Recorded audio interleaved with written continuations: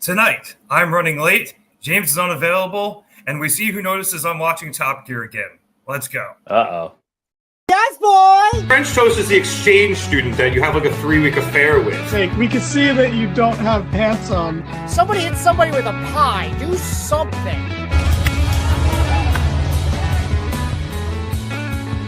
Giovanni yelling we're out of time as we go off the air. Giovanni yelling a lot of things tonight. And welcome to the Mark It Down podcast. Hello, everybody, and welcome to another edition of the Mark It Down podcast. My name is Nick Cummings, riding solo dolo this evening, so I do apologize for being late.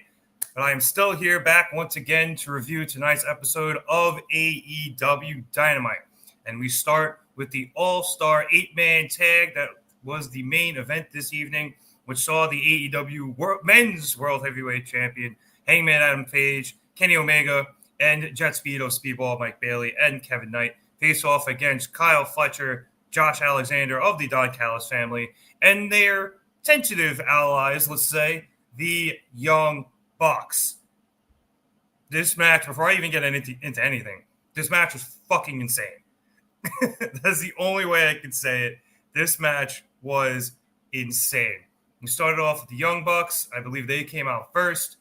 Their cry-on today said, "These guys again?" with the question mark. And then the upper third was 53 days of not being EVPs. We then also saw some footage of them at an autograph signing that they were forced to go to by AEW management in order to start paying back all of the money they had spent with the company credit card as EVPs.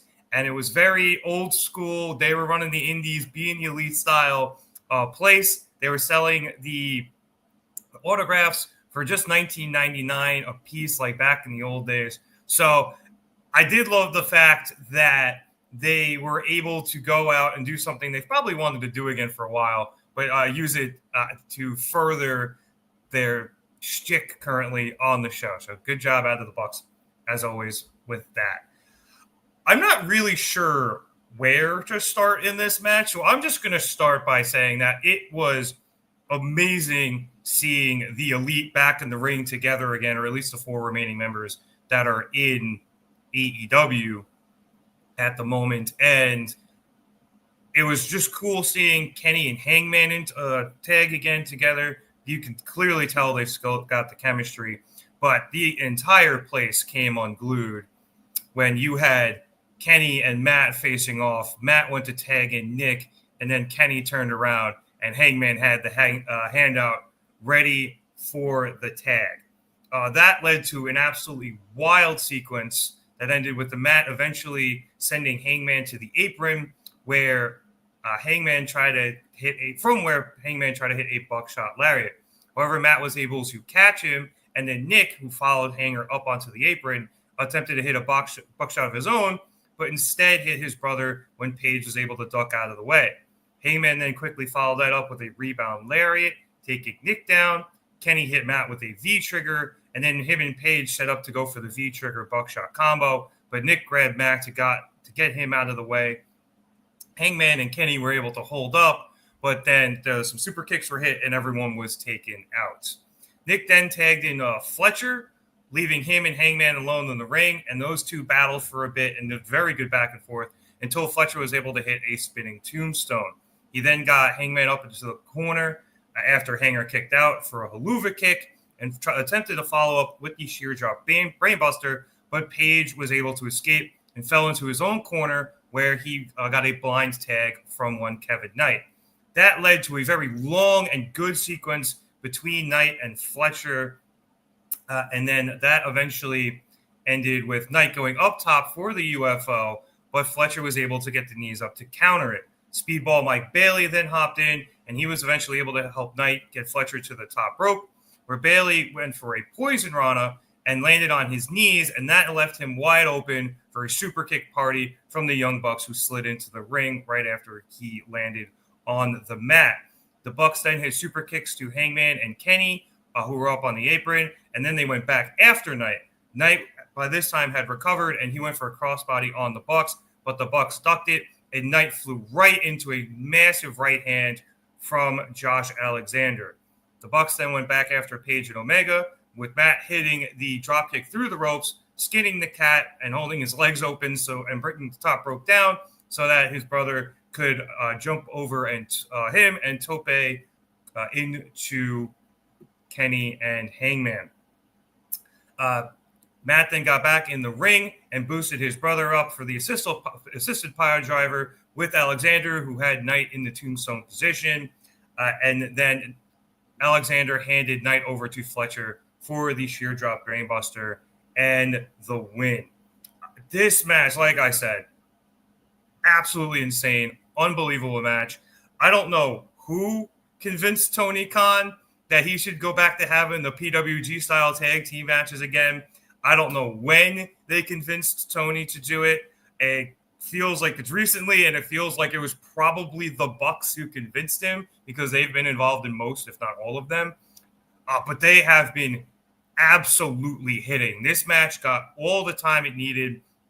I think even like the second to last commercial, I was running a little behind, so I was probably a little bit off. But on my clock, it started at about 12. The second to last commercial went on at about 12 too. So, but even then, they got on real early. They gave them plenty of time. This just absolutely unbelievably amazing. And even right before that second commercial, there was an insane sequence where I was just like, okay, this is going to be one of those matches where Alexander and Speedball were fighting up on the barricade. And then Knight came through the ring, springboarded to the barricade, and knocked Alexander into the crowd. Nick Jackson then jumped up and went after Speedball. Bailey went for a kick. Nick kind of matrixed it, and then Speedball did that thing where he like holds the leg up after the dodge. And that allowed Matt to come over, grab Speedball's legs, and then Nick super kicked him. And then Matt grabbed him as Speedball fell and set him up for the TK driver. So Nick jumped from the barricade to the apron, looked in the ring, saw Fletcher had somebody in position for a tombstone, TK driver with Fletcher, and then jumped back out onto the apron and did the TK driver onto the floor with Matt onto Speedball, Mike Bailey. That was just to go into the commercial. That could have ended this match. The entire Elite sequence could have ended this match. It was probably the best sequence of the whole thing, maybe just for the nostalgia, but it absolutely hit. And you end up with another amazing sequence to finish the whole thing out with just nonstop action, the quickest pace you've probably ever seen outside of Ospreay versus Ricochet. It's just unbelievable wrestling. After the match, the Don Callis family decided to lead the attack on to their opponents, with the Bucks kind of slapping around JetSpeed, and that leads to them fighting almost separately up and to the back, while the rest of the Callis family goes after Hangman and Kenny. Rocky Romero and Lance Archer come out for the assist so that they have the numbers game, and it eventually leads to Fletcher hitting Hangman with the sheer drop brainbuster through a chair. And then as Archer is pulling out a table, Kenny tries to fight back, but eventually he gets taken out with a chair shot as well. Or this time, obviously, it's to the abs, abdominals, there you go, from Fletcher. And as Don Callis is shouting directions and Shivani's flipping out that this is a plan, Fletcher then hits Kenny with another sheer drop brainbuster, this time from the apron through that table that Archer has set up onto the floor, much to the delight of that carny piece of shit, Don Callis, who celebrated at the announce desk before leaving to go view the carnage. And then as we went off the air, Hangman was kind of coming to and seeing what was going on, and Omega was being put onto a stretcher. So I don't know where they're going from here. I know a lot of people kind of thought last week, especially with, the reunification of, or the reuniting rather, of Omega and Hangman, that we might see them versus the Bucks again. Obviously, we got the tease here tonight, and it was awesome. But it looks like we could be gearing up for some sort of tag team match between Kenny and Hangman and the Don Callis family. And it could eventually lead to, I believe it was SRS I saw speculating this, maybe eventually lead to a program between Fletcher and Kenny for the TNT Championship.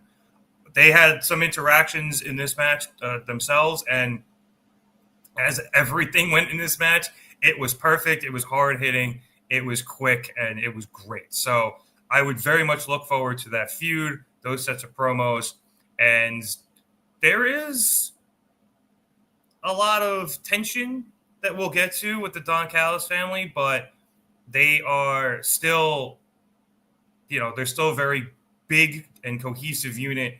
So they are going to have some great feuds, and they're going to be spread out. We'll be talking about some other stuff that they did tonight, as I just mentioned, but more stuff involving the TNT Championship as well. So I think there's a lot of good stuff coming from the Don Callis family. I know there's a billion of them, but it seems to be working out for Don and his booking. As we jump into the comments, we say hi first to Maria. What's going on? Good to see you as always, Maria. We said that Dynamite was really good. We say hi to Fletcher. What's going on, man? Nice to see you as well. See, Maria saying that Kenny and Hangman versus Fletcher and Alexander at All Out. I think that's a possibility. It depends, like I mentioned, the TNT Championship. It depends what they want to do with it. We'll talk about Mark Briscoe and his involvement with that later.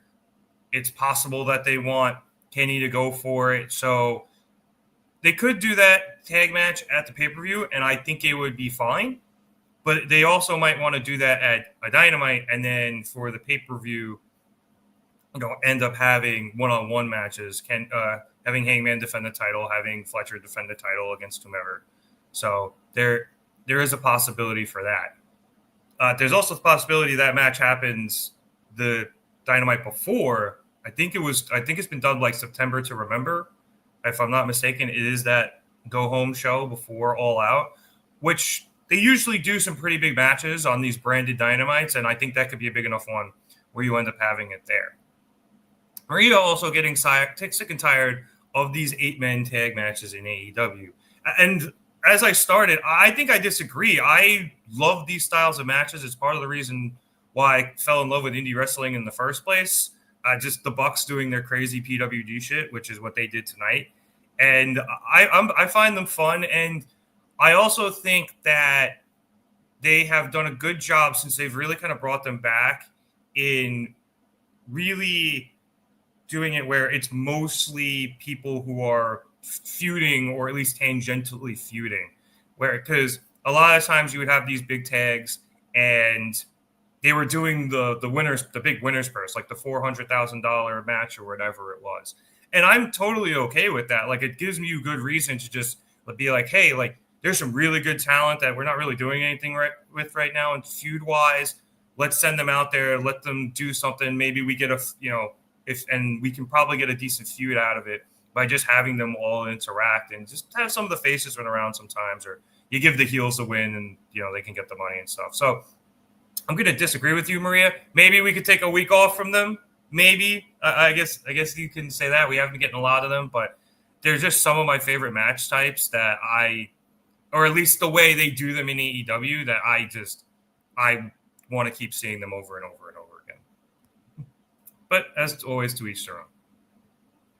All right, let's head back up to the top of the show where we started with Gabe Kidd interrupting Excalibur as he was giving his rundown for tonight's episode.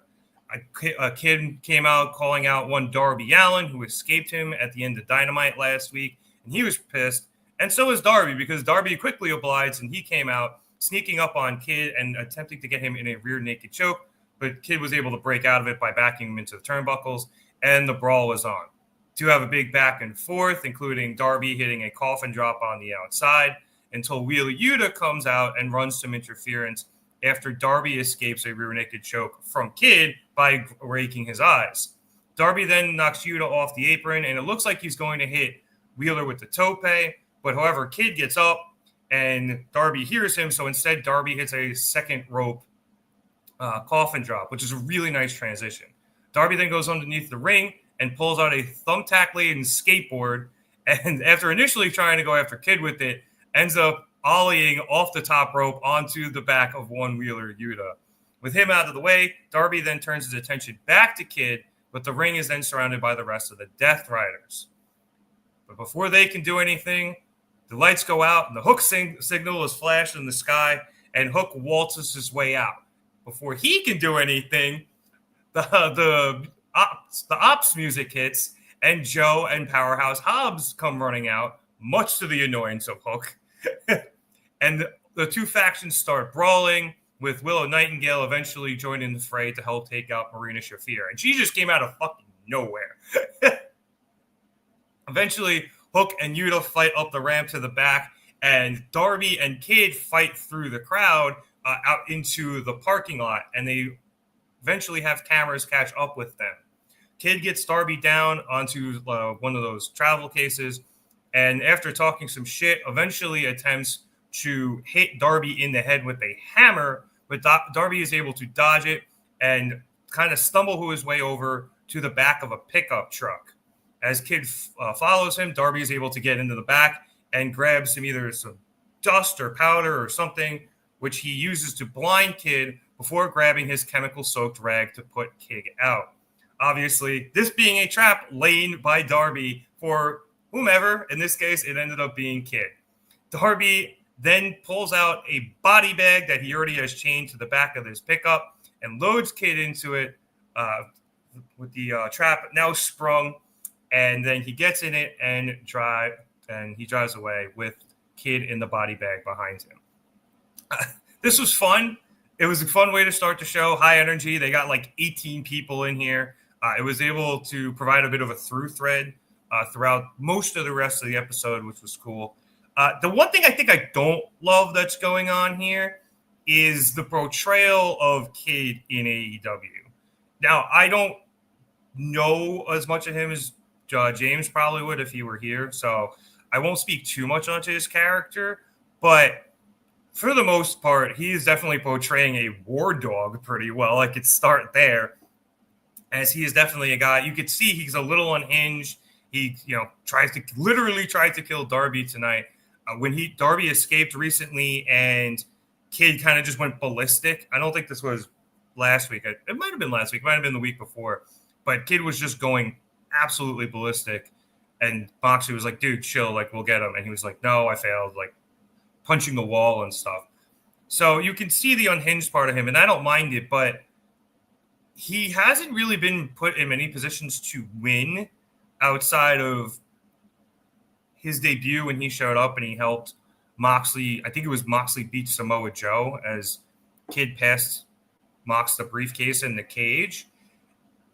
And he's gotten wins with the Death Riders, but I can't remember him really pinning anyone, nor can I really remember him just like actually getting one over on someone, which kind of sounds weird. So I don't know. I wish they would portray him a little better. He is the leader of the Bullet Club War Dogs, excuse me. So I would like to see someone in that position in New Japan just be treated a little bit better. But other than that, as I mentioned, really fun segment to kick off the show. After this, real briefly, I did want to discuss AEW's announcement that they had reached a pay-per-view streaming deal with HBO Max. This had been long rumored, and I think it was a thing where HBO kind of had to learn how to code in a pay-per-view thing, because if you already pay for HBO Max, you basically already get everything that's on there for free. So you didn't. So they had to like figure out a way to add in a pay-per-view model, especially since a lot of people too, myself included, get HBO through their cable provider. So that was something they had to work out as well. Either way, they finally figured it out, and it was announced today that starting with All Out, you will be able to buy AEW pay-per-views on HBO Max. I, for one, am pretty excited about this. I used to use Triller. It was at best. I've recently, since Triller kind of has not gone well in America, to say the least, I've been using Prime, and it's been great, but I have long loved HBO Max. I'm a very big fan of it. Even when they went to Max, which was ridiculous, it's still been a great streaming app, a great platform, great product. So I'm excited for this. I'm also excited that if you have HBO Max, the pay-per-views are now $10 cheaper.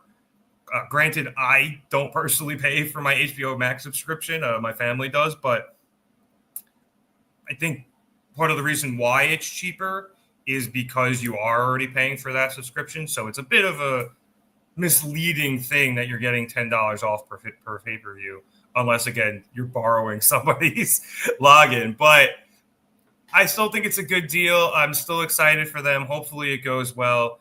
And I just think that the continued business partnership between AEW and Warner Brothers keeps going well. It keeps being beneficial to both parties.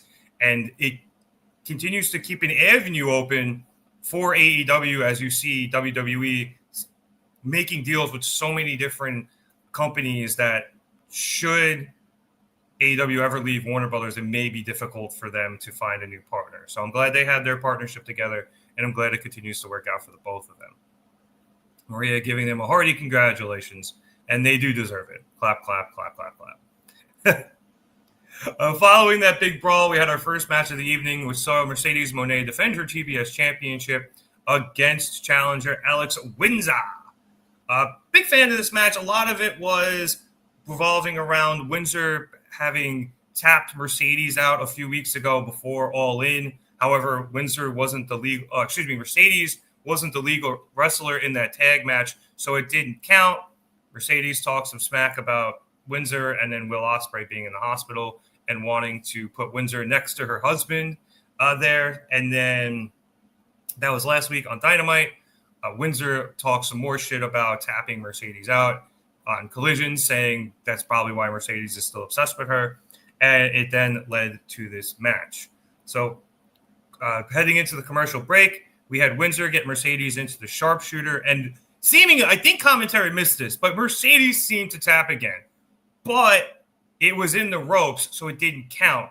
So Aubrey Edwards was attempting to get Windsor to break the hold, and as she did, Moné grabbed a handful of Windsor's hair and snapped her back into the ropes, allowing Mercedes to slide underneath her to the outside, lift Windsor up on her shoulder, and hit a powerbomb onto the apron, as I mentioned, as we went into the ad. Little later in the match, both women were up top, and Windsor had sent Mercedes off the top ropes with, I believe it was a headbutt, but then Mercedes quickly recovered and went over and grabbed Windsor by the wrists and just basically pulled her over her head and slammed her down onto the mat. Mercedes quickly locked in a statement maker following that, and Windsor was forced to crawl to the ropes. Alex was able to eventually get there, but Mercedes, ever the wily vet, was able to use her foot and push off the ropes and get Windsor back to the middle of the ring, forcing her to crawl all the way back to the ropes. She again gets there, and Mercedes again uses her foot to try to roll back over, but this time Windsor is able to counter it and get to her feet. Windsor once again goes for the sharpshooter, something she did an incredible amount of times this match. It was the one thing she seemed to want to really get in on Mercedes, and obviously she tapped Mercedes with it previously, but Mercedes was able to counter that by getting the up kick, and then got a roll up in and kept Windsor down for the 3 to retain her title. So I'll get into the post-match stuff in a bit, but good. Like I said, very good match. I think the right person won here with Mercedes retaining her title. I understand the story they were trying to tell. As I said, Windsor wanted to get in that sharpshooter. She knew she could beat Mercedes with it. And she ended up going to the well a few too many times, and it cost her the match. It was just one of those things where I just think you try to put in the sharpshooter a few too many times. It's like any time Windsor got in any semblance of offense, she almost stopped what she was doing to get in the sharpshooter instead of, really actually continuing her offensive moves, which were seemingly working, and then she would just abandon it to stick to this one game plan. So I guess it's still a good story. It just, in terms of watchability for me personally, not my favorite. And I know it's tried and true, but sometimes gets a little overdone. So very, very good match. Don't get me wrong. That's just my one little nitpick with it. Great job out of Windsor. Obviously, great job out of Mercedes as she retains her title. After the match, Windsor eventually got up and she extended her hand to Mercedes, but Mercedes did the fake out, the old Tiger Woods, as we used to call it. and then turned her back to Windsor. This pissed off Alex, who went over and tried to again get Mercedes into the sharpshooter. And Mercedes again is able to counter it, this time using her TBS title belt to hit Windsor in the head and knock her off. Mercedes then quickly capitalizes and gets Windsor back into the statement maker. And as she is continuing to deepen her grip, motherfucking Rio's music hits. I haven't heard that song in so long. It was so great to hear. And Rio sneaks in from behind the announce desk, goes right up to the top rope without Mercedes seeing her, because Mercedes kept on the statement maker the entire time. So Rio was able to go in behind her, and she hit the double foot stomp to break up the hold. Rio then hit the ropes and dropkicked Mercedes out of the ring, and Mercedes dropped her title in the process. And as Mercedes looked on from in front of the announce table, Rio picked up the title and gave it a nice good looking at as we went to our next segment. So I know Maria's saying that she's not excited for Rio versus Mercedes, which surprises me. And I think the main reason it surprises me is we once again have the formula of Mercedes versus Joshi, because as we all know, these matches always go really well. I think Rio, it's just great to see Rio again. She hasn't been around in a while. A lot of the Joshi wrestlers that we have seen throughout the years, especially some of the original ones like Shida, like Rio, they've been out of country or, out of America for one reason or another for a while. And it's great that Rio was able to get back, and she's immediately thrown into a title picture, which I think is something she deserves. She is the first AEW Women's Champion. They've always treated her as a big deal. They've always treated her as a credible contender. So I'm very much looking forward to the match. I don't think she wins. I'm not sure she does, but she could be somebody who could beat Mercedes and could have a really good run with the title. I just don't think the timing is right for her to do it. I think you need a bit more of a build to Mercedes losing that championship. And it probably coincide with her losing all the other ones as well. So much like when Jade Cargill lost the TBS championship to Chris Statlander, you need somebody of that ilk to take the title off of Mercedes. I think and not to say Rio's not, I just think you need somebody a bit higher up. I'm struggling to think of who. I know Maria's saying that it still could be Windsor to take the title off of Mercedes. It's possible, but they had their match, and AEW doesn't usually like to give return matches for titles like that. So I'm not sure. Now Maria's saying that we haven't seen Rio in forever. Why is she getting a title shot? She was women's champ a very long time ago. Again, the inaugural women's champion, but we don't know if she's getting a title shot yet. It looks like that might go that way. They've teased that, but I'm hoping they don't just hand it to her. AEW is usually pretty good about when they bring somebody in or bring somebody back, they usually have to win some matches before they just get a title shot, unless there's a long-standing rivalry there or one person just really pisses the other one off and goads them into giving them a title shot. So I think we'll get there. We'll get to the title shot. It would make sense if over the next 3 weeks, Rio won some matches, maybe, got in some wins against Mercedes in tag matches. Granted, not necessarily pinning her, but just to give them a reason that we probably get to All Out. And it would make sense to me that match happens there. So I think that's where we're headed with this. I'm excited to watch that match. I'm sure the Canadian crowd will love it. I guess the only reason I would think that they couldn't have it there is just in case Rio can't leave America again at the moment, depending on what's up with her passport and, her working papers, for lack of a better phrase. So we'll see if that actually ends up becoming a thing. Then just, if not, just have it on Dynamite at one point. I'm sure everyone will love it anyway. All right, let's hit our next segment where we went backstage with the Ops. And Renee Paquette was there asking Samoa Joe and Powerhouse Hobbs where they stand with Hook after they helped go out there and take on the Death Riders, with whom obviously they still have a lot of problems, despite the fact that they won't back down. Joe says that they are still the biggest Hook fans, But if everyone really wants to know what's up between them, they should just go and ask Hook. And right on cue, Hook steps into frame, and he says that he doesn't need the Ops' help as he can fight his own battles. He then follows up by saying that Joe and the Ops replaced him before the body was even cold, and obviously he's pretty pissed about that, and he gestures at Hobbs. Hobbs tries to get in and say that he'll have Hook's back no matter what, but Joe kind of stays him for two reasons. One, obviously, because he's sure Hook doesn't want to hear from Hobbs, and two, it needs to be Joe who tells Hook what he needs to hear. And what Hook needs to hear from Joe is Joe saying that Hook is right. They did replace him before the body was cold, but they did so because there was an opportunity, and Ops always take the opportunity. Hook wasn't ready that night. Hobbs was, so he stepped in and he stepped up after Joe decided to make the call.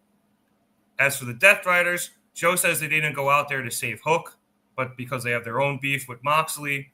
However, Joe knows at some point Hook is going to need their help to take the Death Riders out, and when he does, the Ops will be there because they'll always have his back. Hook kind of processes all this, and he still seems kind of frustrated with Joe after everything that went down, so he thumbs his nose as he always does, and he storms off. Now, obviously, I'm sure a lot of people have been waiting to see what was up between the Ops and Hook, and I think this is a good way of kind of reintroducing that whole thing and showing that Joe still has no problem with Hook. We saw that when Hook returned during the Anarchy in the Arena match a few months back, where Joe was very excited to see him, and Hook just blew him off and left after taking out some members of the Death Riders. So I'm excited to see how they all work together. I'm excited to see if Hook rejoins, but with the small rebrand of Hook, him getting the new Hook signal, which looks a lot like the old Team Taz logo, him getting the new music.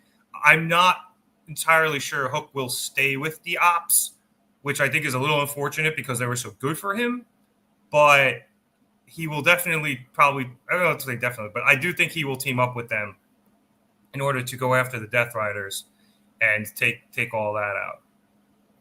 And I think with his return, there's a pretty good chance we're getting a Blood and Guts soon, and I think there's a pretty good chance it includes Willow Nightingale and Marina Shafir. That is my bold prediction.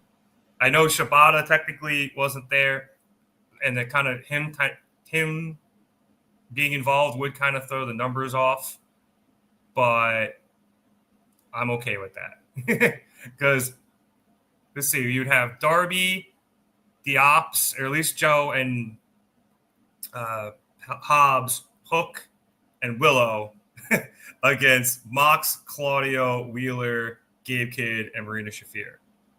I'm very, very in on that. And if you got to throw Shibata in there, hopefully Pac is healthy, and then you have it 6-on-6. But we'll see. I think those are the 5 probably, especially if Shibata just doesn't want to do a hardcore match. All right, let's get to our next segment. We're after commercial. We went backstage with Ricochet and GOA for a promo from them. Ricochet says that for those who have been paying attention, his problems with the Hurt Syndicate actually start from before AEW. Maybe because for the old heads, it's just about laying fists and getting accolades. And while he kind of agrees with the getting accolades part, for the Syndicate, it's business. But for himself and GOA, it has become personal. It seems to Ricochet that over the past few weeks, the Syndicate has just been relying on their past legacies, and then Toa Liona jumps in to say that is the problem. He says that at Forbidden Door, Brodido might have won the tag titles, but it was then who ended their reign, and they will end their legacy next. Bishop Khan then steps up to say that Ricochet is better than any member of the Hurt Syndicate. So if the three of them are together, what does that make them? Ricochet says that it makes them dominant, especially since they're in their primes and not washed up like the Hurt Syndicate. So instead of playing games and interrupting championship matches like MVP did last week, Ricochet suggests that they settle this in Toronto. And once they outwork and defeat the Hurt Syndicate, they'll show everyone who is on the top of AEW. And Ricochet finishes things off by telling MVP that this is not a challenge, it is a demand. Good promo out of them. Ricochet really finding his character, as we've seen, and he plays off of GOA very well. And GOA, somebody I very much liked in the ring. Haven't heard much of them speaking. Good promo out of them here tonight as well. So we'll talk about that triple threat a bit more in a bit, but very much looking forward to it at All Out. Maria mentioning MVP hasn't been back in the ring in a long time. I think he's had the one match in AEW since they have joined. He looked good. Obviously, he's got Bobby and Shelton to carry him, so to speak, where, he doesn't have to be in the ring wrestling for extended periods of time. That's mostly Shelton's job anyway, but I think it'll be fun just because they hurt people.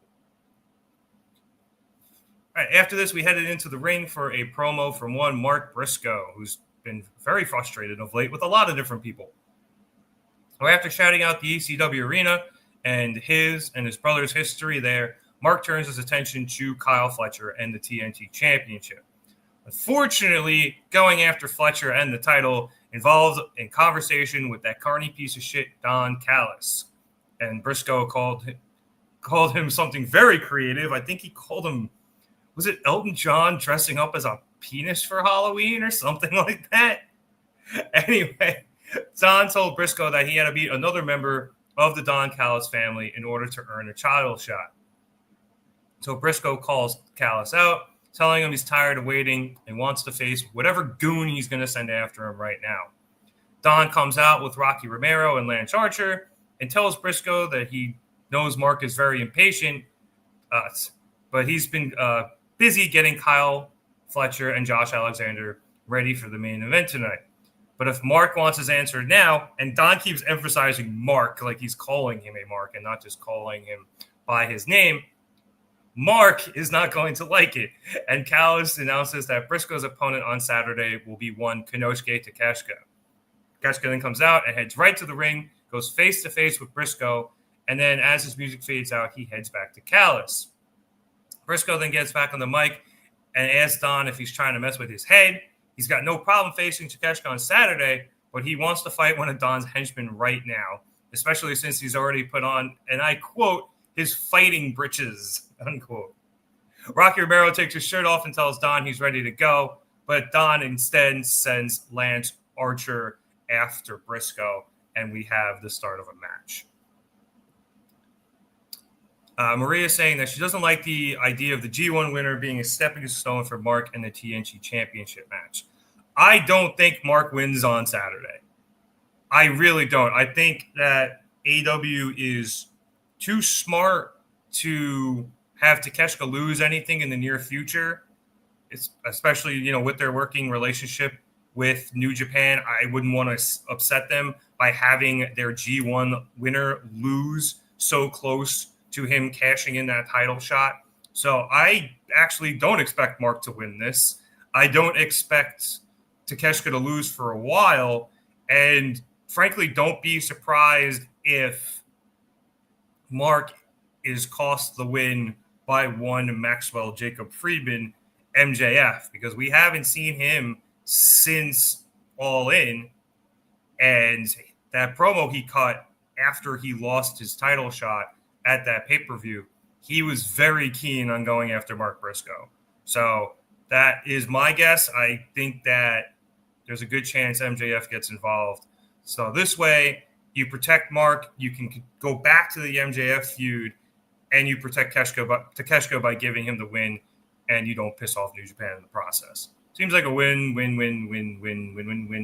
for everybody. Anyway, to get into the match, Briscoe started things off by immediately drop-kicking Fletcher as he's stepping over the top rope and nutting him with the rope.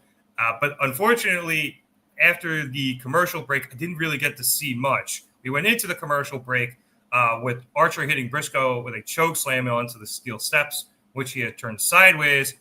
But as we went through the commercials and got back, my app got a little bit glitchy. It wasn't the app, it was my Xbox got a little bit glitchy. And I was able to turn it back on right for the end where Briscoe hit a sunset flip powerbomb from the top rope, forced Archer to kick out, and then Briscoe headed to the top rope and hit a froggy bow, pinning Archer for the win. So I think Briscoe, obviously here, good win out of him. I'm upset I didn't get to see more of the match. I feel like Archer wrestles so little nowadays that when he does wrestle, I do really want to watch him. So I'm disappointed I didn't get to watch this whole thing, but maybe something I go back and look at. Right guy won here, though, in Briscoe as he heads to the match to Takeshita, especially since he's going to need a little bit of momentum, most likely heading into the return of the MJF feud. What's going on, Fernando? Good to see you as always, dude. Dynamite was indeed fire tonight. I liked it a lot. And once again, that Philly crowd really delivering there at the old ECW arena. I thought they really brought it tonight. They brought it during the women's match. They really brought it during the World Tag Team Championship match. And then that main event, they were just coming unglued. So great stuff out of them all night. Our next segment was a Timeless Toni Storm backstage promo that she had pre-taped earlier tonight, and she talked about the crazy history of the old ECW arena, saying that if this is where she'll be fighting, she will be the most batshit bitch you have ever seen. She then calls out every woman in the locker room, asking them to step up and give her their best, their worst, and everything in between. And don't worry about God judging you because that's her job. No, just a quick thing from the champ here. Good to have her on TV, do something fast. She will be on Collision. And Maria, I know you don't want to see another one, but there's a huge 8-woman tag over on Collision, and she's involved in that. And that actually looks pretty good. So Collision shaped up to be a real good card on Saturday. Excited to see it. And yeah, it was a great promo from Maria. I feel like every time I recap Timeless Toni Storm's promos, I never do them justice because it's impossible. She's such a good promo. The things she says are absolutely hilarious. They're witty. They're clever. And her diction is so good. The way she enunciates these words nowadays is just so funny. And her facial expressions too. Like, she has become the complete package with this character. And she understands it so well that she's become one of the best promos, I think, in the business today. Speaking of batshit crazy, after commercial, we came back to another backstage interview, this time with Chris Statlander and Harley Cameron. And Harley's kind of she's upset. She's squirming around. And Renee asked her what's wrong. And what she's mad about is her mask isn't working as she once again got busted open by one Megan Bain. Statlander, who is trying to A, calm Harley down, and B, get her head back into a decent space because the mask seems to be driving her crazy, tells Harley that the wrath isn't in her mask, the wrath is in her, and she pulls away the mask to reveal that Harley has painted her face like a cat, and then Harley starts hissing and clawing at everything, and Statlander's just like, what the hell did I get myself into? Renee then tries to ask what's next for them as a tag team, but Statlander is like, hey, don't ask, we don't want to label it. But Harley, who's a little more ambitious about their partnership, says that they're on a real heater and they want to work their way up to the top, and yells that they should bring on Brodido. And Stat's like, no, Harley, no. Why don't we just stick to going after Megan Bain and Penelope Ford and the Triangle of Madness? That's a better plan. Harley's like, yes, right, of course. Two then get interrupted by Wheeler Yuta. And after he tells Harley to put the claws away, tells Statlander that the Death Riders will have her back and that this message is not coming from him.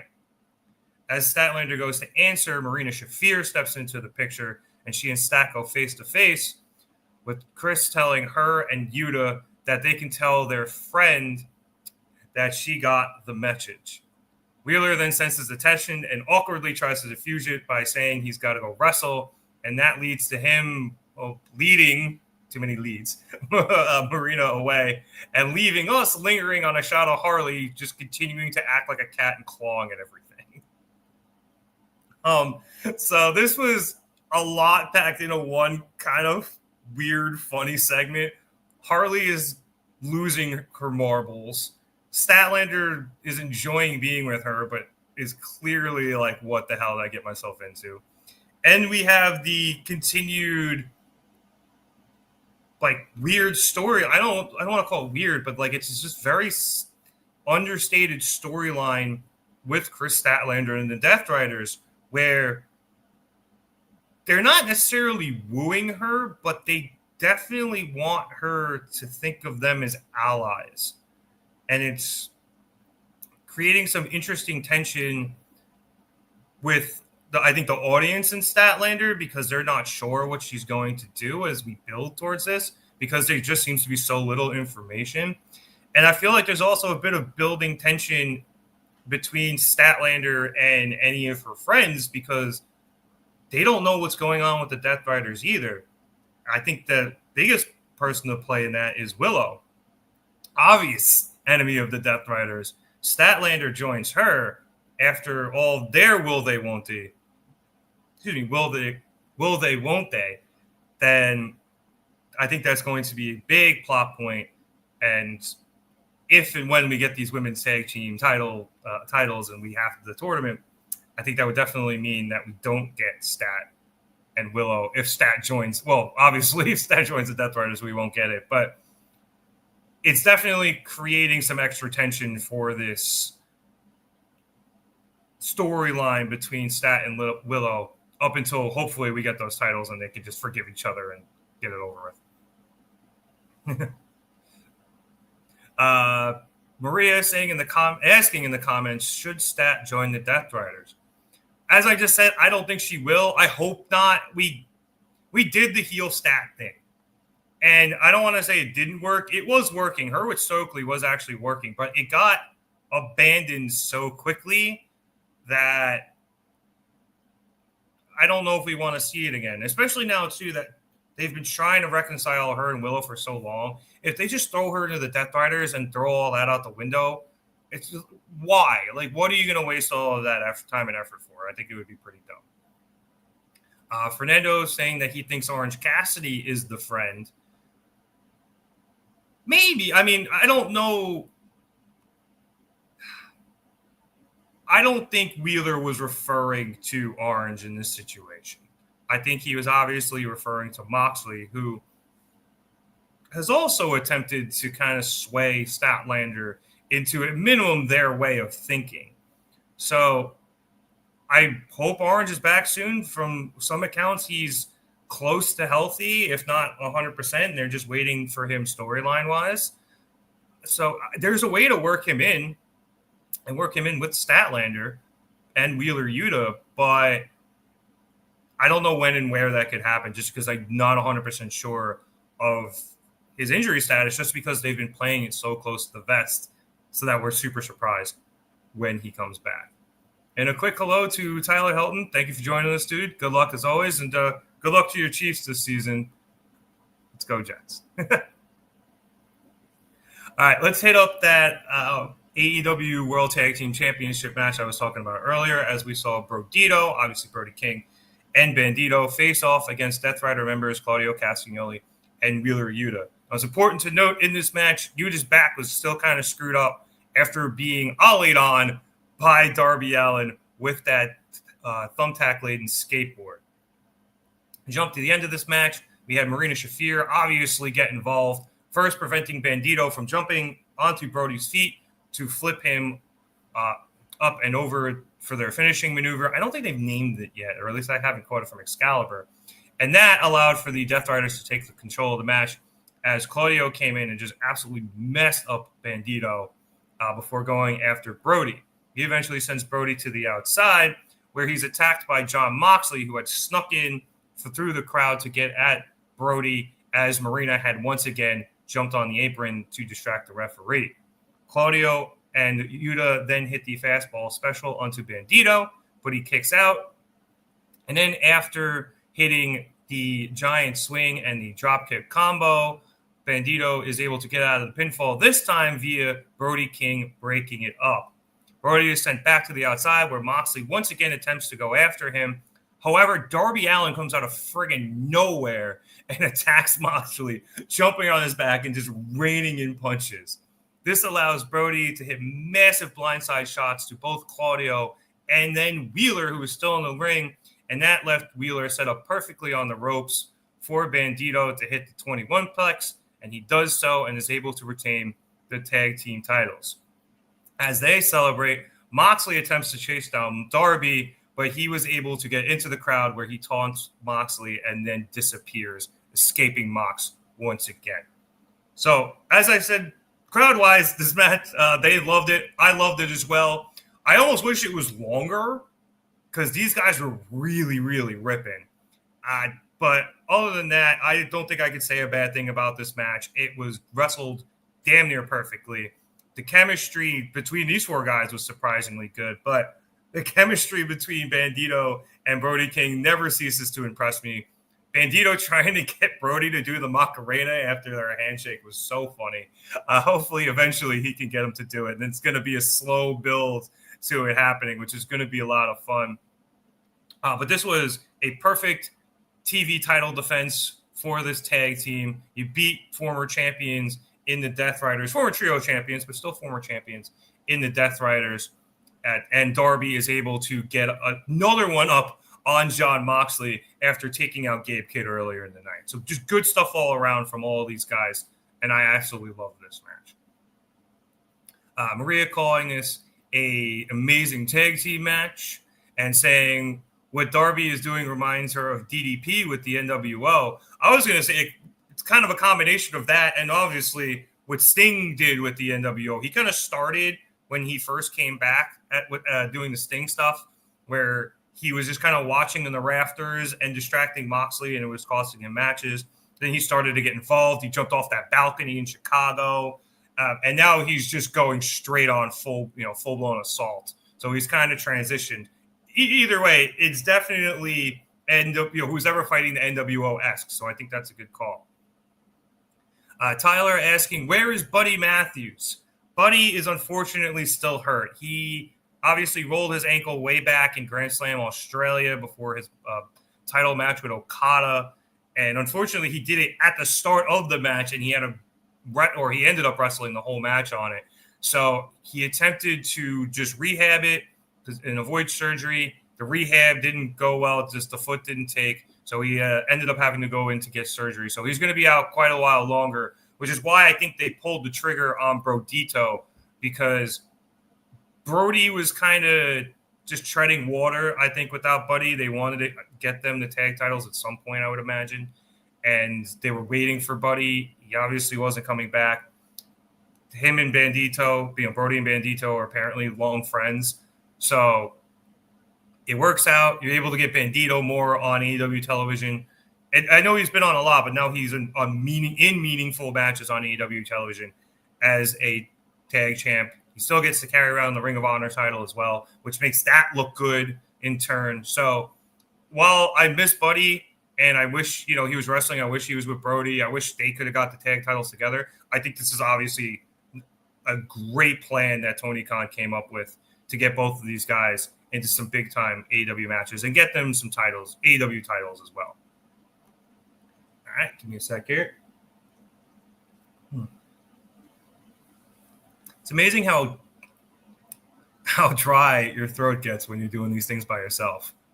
But we're almost done here, so let's get this going. All right, we then went to a very quick backstage interview with one Kazuchika Okada, the AEW Unified Champion, and Renee asked him about the tension with Konosuke Takeshita as they showed the replay of Okada and Takeshita getting into it last week during their tag team match. Okada says that while Takeshita calls himself the Alpha, he is the Rainmaker, and the Rainmaker is the top dog in the Don Callis family. Bitch. Simple, easy from Okada. You build that tension between him and Takeshita. They're going to have that match soon. I would imagine it's most likely, unless they're putting the title on Takeshita, I would think it happens after his IWGP World Heavyweight Championship match from the G1.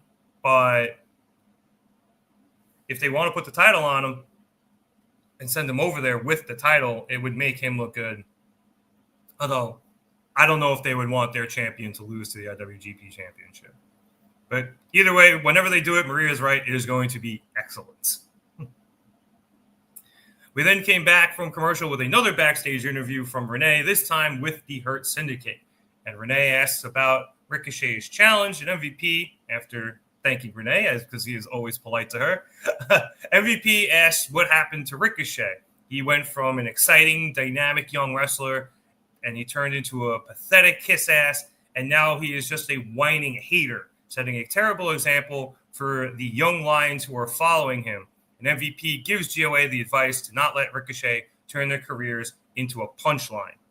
Speaking of punchlines, MVP says that he saw Ricochet begging for respect on Collision, as opposed to the Hurt Syndicate, who doesn't have to ask or beg for respect. Everyone just respects them because they command it and they demand it.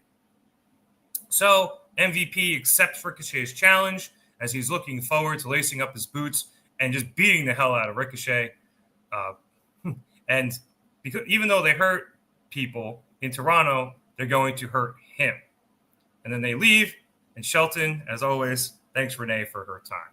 So we briefly touched upon the match when Ricochet made the challenge, but now we get the response tonight from MVP, and we're going to have this, and I'm looking forward to it. I think GOA and Ricochet have been really gelling together nicely, and this should be a good matchup. I'm pretty sure, as I mentioned, MVP is not going to be pulling too much heavy lifting here, but it's be fun to see him get back in the ring. And I think the biggest question I have is who wins this. Now, we're going to have a couple of weeks to see how things play out. And you would think this is a good position to have Ricochet and GOA go over because they're a new group. You want them to get a big win. And maybe that's why MVP is in this. Maybe, they pull some shenanigans, GOA and Ricochet, and are able to pin MVP. This way you can protect Bobby and Shelton after all of those rumors and reports, while, still making them making Bobby and Shelton look strong, and everyone kind of, does a good job there. And then you can have the Hurt Syndicate get their win back later if you want that to happen. But there are those reports and rumors about the Hurt Syndicate not really agreeing or not wanting to put over certain people, allegedly. So I don't know what's what. There's been so much innuendo with that, but I think it's something where there's smoke, there's usually fire, and it's something you have to take into consideration when you're trying to predict this match. As I mentioned, I'm going to let it percolate a little bit. Let's see what happens over the next coming weeks in terms of, their interactions, and we can see maybe get an inkling of who might come out ahead at the end of everything. Maria mentioning that she thinks Takeshita should beat Okada. And again, I think so. I just think it depends on the timing. I think that if they have this match before Takeshita fights for the IWGP Championship, I think there's a very good chance he ends up winning. And if they fight after, I think it's much more of a 50-50 proposition. That's just me. Maria mentioning that GOA and Ricochet should win the match, perhaps with some help from MJF, and making the joke that the Hurt Syndicate has become the Hogan of tag teams. I think both they and Hulk Hogan would hate that comparison. But I don't think that they are disagreeing with putting people over. I mean, at least this is my uninformed 2 cents on it. But they want to just make sure that they're putting over the right people in the right spots. And I don't think that should be their call. I think that should be Tony's call. And I even though a lot of the wrestlers in AEW are able to have input into what's going on, but GOA and Ricochet should be a group they put over, just because Ricochet has a lot of momentum, and that the new group I think could use a big win, and the Hurt Syndicate would be a really big win. Getting to some other comments here really quick. I got to change the bottom here. Comments. I did miss your all-in comment there. Sorry, Tyler, but I'll get to it now. He's calling it Darby Allin versus Moxley at All Out. Maybe the prediction is no rules or some no disqualification stipulation. That seems to be where we're headed. I also have been curious to see, as I mentioned, I do think we're getting a blood and guts match at some point with the Death Riders and a team led by Darby Allin, probably with the Ops and hopefully with Willow. So I don't know if they would want to do that before or after All Out, or not even before or after All Out, just before or after they do the Moxley-Darby one-on-one match. But I agree with you. I think there's a really good chance that it happens at All Out. I don't know if it'll be a stipulation match. I think that either comes with a rematch or that could end up leading to blood and guts as well. So I'm with you. I'm pretty sure that is going to end up happening. Darby already challenged him to that match. So, yeah, there's no doubt in my mind that'll happen at All Out. It's just, is there going to be a stipulation, I think, is the bigger question. Tyler also mentioning he thinks Brody, King, and Bandido should be in the championship trios partners. That would be his idea when Buddy gets back from possible as well. Buddy could go back with Brody. They were great together. Hounds of Hell reforming because they never really got a good run would be cool. But I think Julia's doing her own thing now. So you're not going to get the full-blown House of Black / Hounds of Hell reunion. But the two of them being back together could make sense. And there's also a good chance that Buddy's out so long that everything with Brody and Bandido runs its course by the time he gets back. So who knows? And there's also the chance that he comes back and they run the thing where, he gets mad at Brody for quote-unquote replacing him. I know they're doing that with Hook now, but it's a tried and true method. All right, after this, we came back to Adam Copeland attempting to make his entrance to go out there and say something, I guess. But as he was posing on the ropes, FTR snuck in through the crowd and attacked him from behind. Christian Cage then came out and quickly had Copeland's back. And we once again had another big brawl. However, security was quickly on top of it. And Cage was able to bust open Dax while all this was going on. Security, however, is absolutely useless. So they sent out a bunch of really young members of the Ring of Honor locker room to come out and help. And eventually, everyone's able to separate Cope and Christian from Dax and Cash, with CNC heading up the ramp and into the back as FTR is held in the ring. Now, Cash is up on the ropes, and Dax is in front of him in the corner. And Dax is pissed, and everyone's kind of not holding him back, but they're in front of him, calm down. And this poor kid, I didn't catch his name, I'm sorry to him, but Dax just potatoes the hell out of him and then gets him up for the spike pile driver. And Cash is just oh, okay. And then helps with the spike pile driver because he's already up on the ropes. That particularly pissed off one Adam Priest, who is one of the younger but rising members of the Ring of Honor locker room. And he goes after Dax and some fists are thrown, but eventually they're pulled apart by the other wrestlers. And I'll get to what happens after it in a second, but that led to a FTR backstage promo when we got back from commercial. And Stokely has returned, and he says that he can't wait until Toronto, where they're going to put Copeland and Christian 6 feet under for putting their hands on him. Stoke is then interrupted by one Adam Priest as he comes up to them in an attempt to apologize, who's saying he was the heat of the moment, but Cash is having none of it. Cash calls him a nobody who attacked two somebodies, mentioning that he's only been on TV, once? And then Cash is you know what? Now you get to be on TV twice. And he tells Priest to find a tag team partner for a match on Saturday. Stokely then tells Priest to get his, and I quote, bitch ass out of there so he can say something, and then delivers the top guys out. So it wasn't a big deal, but I think it accomplished two things, which were smart. One, you continue to show a hatred of FTR and Copeland, and now Christian getting involved as well. It wasn't a long segment, but you got to keep it in people's minds, which is smart. I think Dax, I don't know if he bladed or it was an accident with the blood, but it looked really good. It looked really cool when they were in the back as well. This adds to this literal blood feud now. So I thought that was really smart.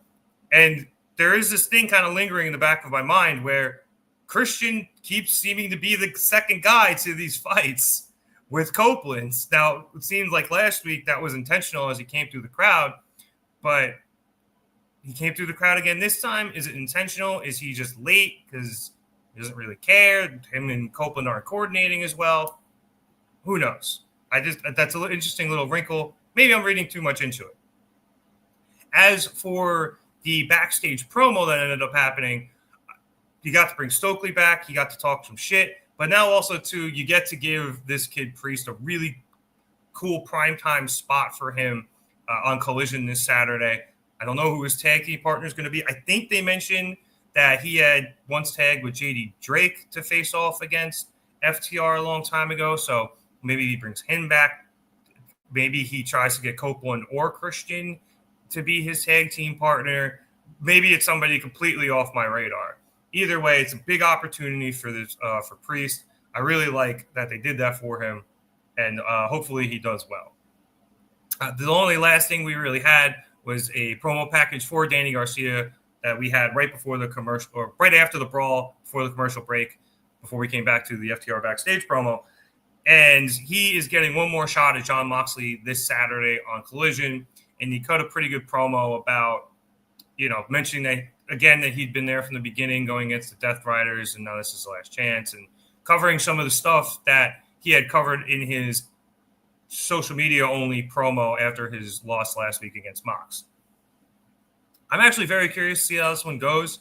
I would like him to get the win over Moxley finally, but at the same time, with Moxley whispering in his ear, devil on his shoulder, his recent frustration with his losses, his mistakes leading to said losses, one more loss could cause him to snap.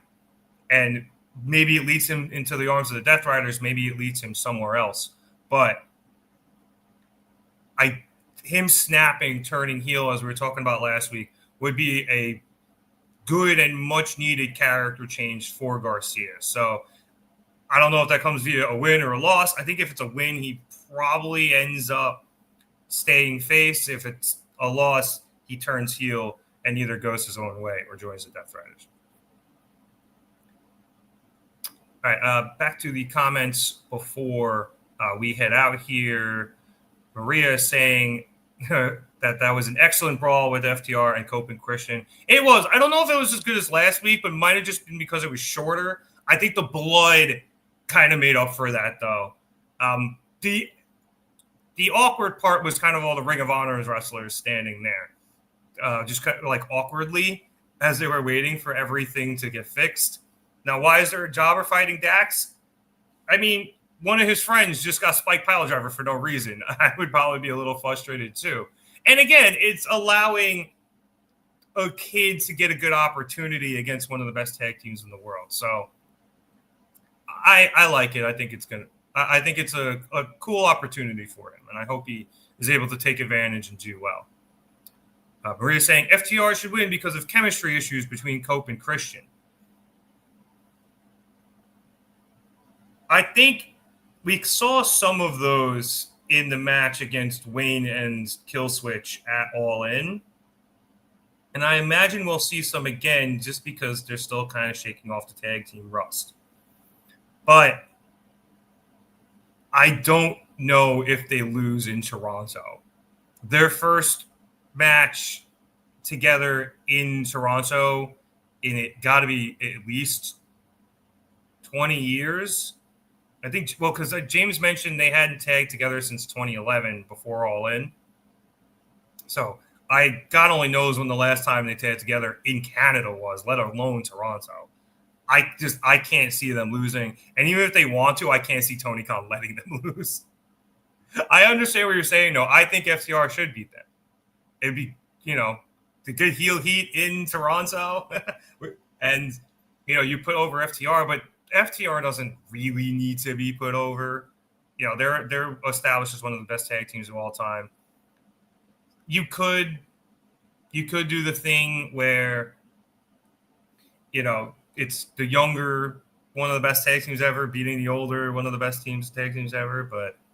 And yeah, I know, good point. MJF did beat Punk in Chicago. You're right. It's a possibility. I can't, it's just the gap of time between that, between them tagging together in Toronto. And the fact that I think a lot of people thought Punk was going to be around in AEW a lot longer. I don't know how many more opportunities Cope and Christian are going to have together to do this. So you kind of have to let it happen. I think FTR do eventually get the win back and maybe even win the feud, but I can't see them losing. I just can't. Back to some of the Garcia stuff here from Maria. If he loses, he's definitely joining the Death Riders. He's way too vanilla. He needs to turn heel. And I agree. It's not that he's vanilla. I understand what you're saying. I think he's just his current shtick, his babyface shtick, has gotten stale. And a heel turn, as I mentioned, would be very good for him, give him a new direction. Whether or not that's on the with the Death Riders, I don't know. But I can see them being a good match for him. James and I spoke a long time ago when Garcia was being recruited and he was choosing between the Jericho Appreciation Society and the Blackpool Combat Club at the time. We really thought that he would have been better off with the Blackpool Combat Club just because his aesthetic as a fighter fit them better. Obviously, he went with the JAS, and that actually helped his character work a lot more because his in-ring stuff was always good. Now we're at a point where he can join the people he could have joined a long time ago, but this time on the other side of things, which I think is actually a really cool way to look at it. So I'm not surprised Moxley's trying to recruit him. I know it was Brian actually trying to get him in the BCC a long time ago, but I think now it's an interesting dynamic that Moxley's trying to get him in to the Death Riders. Tyler is saying that he is praying for Kenny Omega. Yeah, Kenny's been out here taking shots, man. He really has. Shout out to him. Word is he's not 100%. Now, that was a report or a tweet or something, and then he tweeted out a joke about saying, like, what the hell are people talking about? But you got to imagine he's never going to be the Kenny Omega he was. I think we got that match out of him in New Japan, but he's not going to be able to do that week in and week out. And doing stuff like this, writing him, possibly writing him off for a little while helps keep him physically protected, not like, kayfabe protected, but just allows him to stay healthy for longer periods of time so that they could do what they need him to do in terms of the storytelling. And Maria agreeing with me that Danny should have been with the Combat Club. I think in retrospect, I was wrong. I really do. I honestly think that, I think Danny going to the JAS gave him a character and gave him the opportunity to work on his character work, an opportunity he probably wouldn't have had as much with the Blackpool Combat Club, because if he goes to the BCC, he's kind of doing what Wheeler is doing. And I know the character work actually worked out really well for Wheeler there, but Danny kind of just would have been the same kid. Wheeler was kind of the same kid up until, the Combat Club became the Death Riders. So it's been the heel work that's really helped Wheeler out find his voice, find his character. It was the goofy heel work that helped Garcia find his back in the day, and that helped him transition to a face. But as I mentioned, with it running its course, now I think he needs some serious heel work to help him find a new voice and a new character. All right, so that was Dynamite. As a lot of people have mentioned, this was a really, really good Dynamite. We had 3 phenomenal matches, and they took up, I think, the majority of the time this evening between Mercedes Moné and Alex Windsor for the TBS Championship. Great match out of the women there. The AEW World Tag Team Championship match was a great TV title defense. Loved watching that. And that 8-man all-star tag, I love me some Reseda over in Philly. So I very much enjoyed that. The matches tonight were incredible. I thought the promos this evening really helped keep the ball rolling as we get closer and closer to All Out. And they did a good job of setting up what looks to be a very stacked card on Collision as well.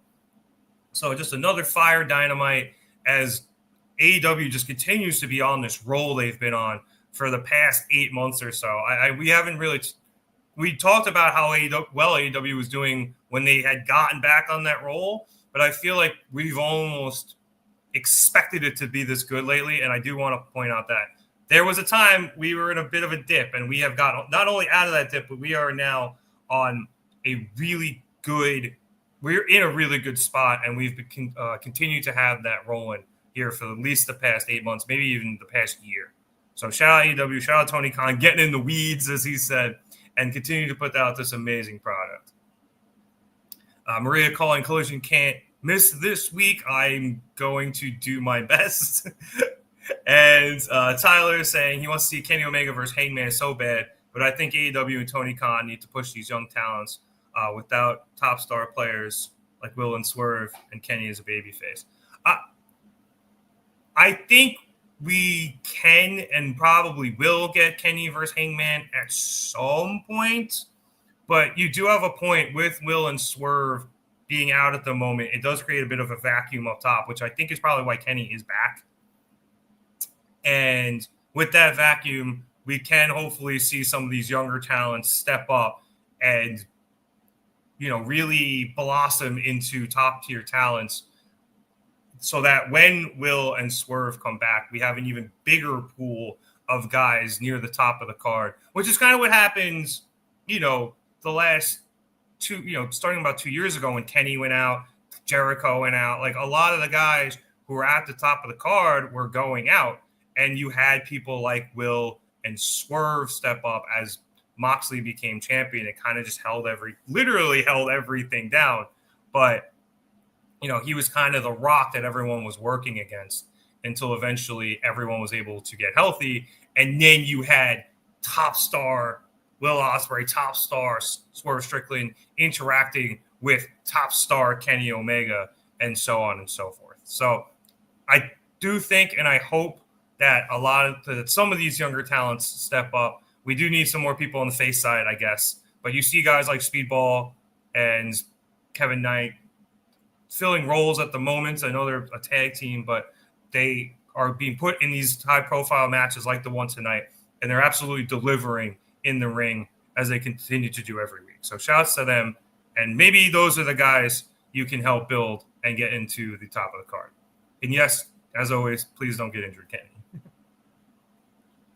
All right, on that note, I would like to thank everybody so much for watching me here at the Mark It Down podcast. I'd appreciate it if you like to subscribe.